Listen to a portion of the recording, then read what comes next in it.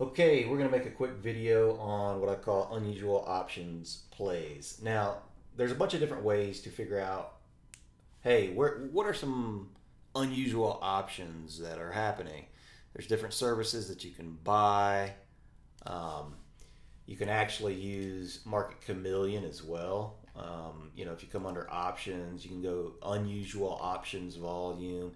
You can dig through and say, hey, what's some unusual volumes that's happening on some of these options, blah blah blah. Right? I'm not gonna. This isn't what that training's about.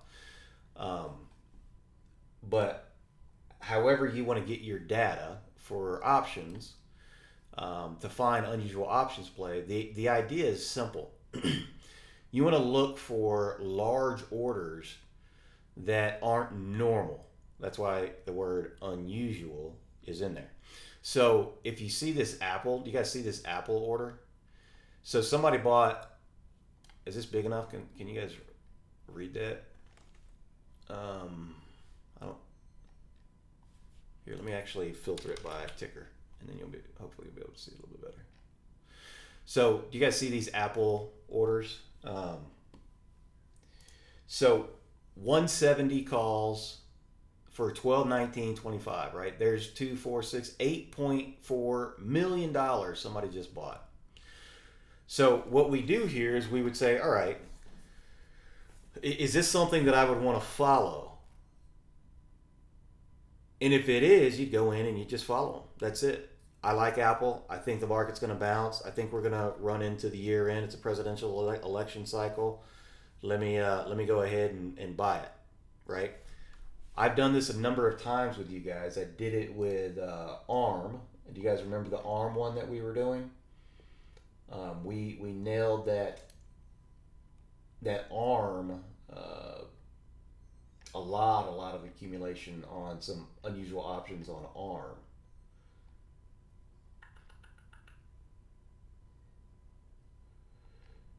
Trying to find that ticker. So on ARM, I this is I was showing you guys this on January 11th. Do you see these 70, 72, 50s?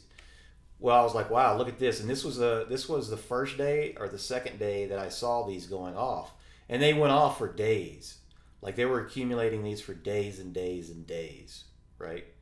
And I was like, well, shoot, yeah, let me follow them, and they're buying 2026, right? So I was like, yeah, I'm willing to follow these guys. I like the semi sector. I like ARM. I like the company. New IPO. Um, let's give it a shot, right? And this one paid out really well. So all you're trying to do is you're trying to find repetitive orders, large orders, unusual orders that are going through that you don't see every day, and then deciding, hey, is this something that I'm willing to follow? Because they have a lot more money than we do if they're buying, tons and tons of millions of dollars of stuff. And one of the things that I use also is Flow Algo. And what I love about Flow Algo is I can come in here and I can look up a particular ticker. I can look at a particular date. So like if I went this week and I was like, well, let's at the end of the week or even right now, if I'm like, well, let's see what Nvidia is doing. Let's see if there's anything unusual about Nvidia, right? Well, I could come in here and I could just type in Nvidia, and it's going to show me the orders. And I can come in here and I can break it down and be like, well, was there any humongous orders that went off? And there's quite a few of them in here, right? Look at this 15. I don't know if you can read this, but there's a 15 million order. Whoa.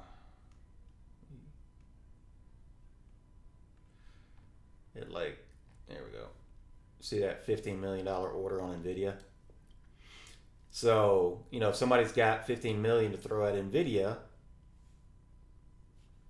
maybe that's somebody that I'd like to follow. All right, any questions on this? Quick 5-minute video.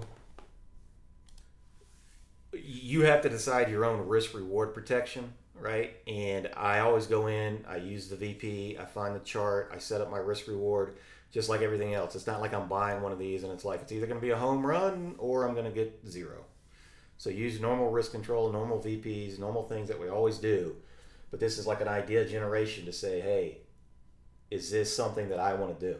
So like for example, I'm trying to bounce NVIDIA around these levels, and I see this yesterday. It's like, all right, if I get an opportunity today to get into some NVIDIA, I'm going to. All right.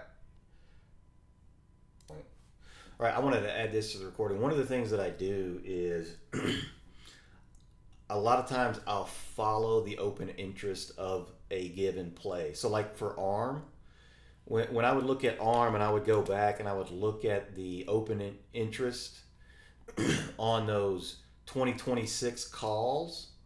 So I would come in here and I would look at the 2026 calls, and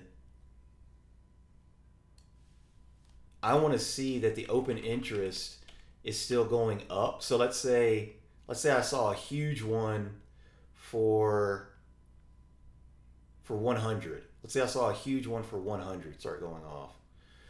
Well, if the open interest is 1300 right now, let's say somebody bought 1300, and then I look tomorrow and the open interest is 2600, right? So okay, so they're doubled up that position. Well, if I look the next day and it's down to 100, well, that means they got rid of all of them, right? So they're getting in and they're getting out. Most of the time when you're buying these long-term ones, they're not going to do that. But something like NVIDIA, that's the same thing that you do it with. So this $15 million order, it's real simple to go in and say, all right, they bought, let's just say they bought, do the math, 400, 500 of these things. And then we go in there and we look, and it's like, all right, are they selling them today? Have they stopped out of them? Are they taking profits? All you got to do literally is you just go in, you look at the open interest, and you look at the total volume on the day, right? And you can see if they're selling or not, or if they're getting out of their position or not. Does that make sense? And so that's simple. You just literally look at the open interest. There's 127 of these that are active today. Do you think that's them selling? No, it's not them selling, right? So they're still in it, right?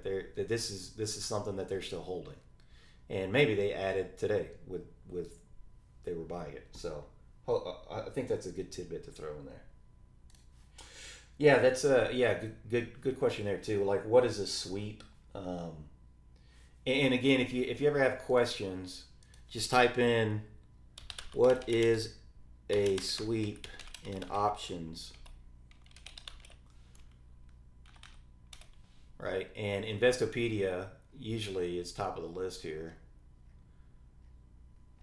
Well, I'm just gonna, what is, and then we'll type in Investopedia. I mean, anybody, you can get it from anywhere. And basically, whoa, I hate when the AI just starts taking over your screen. And so basically what it is people are just going in there and they're trying to buy a large order, and they're literally sweeping everything up, right? So like if anybody can get it anywhere, it's like, I want it. It's like, take it all, right? And so they come in and they sweep all of these options up at all the different exchanges and stuff.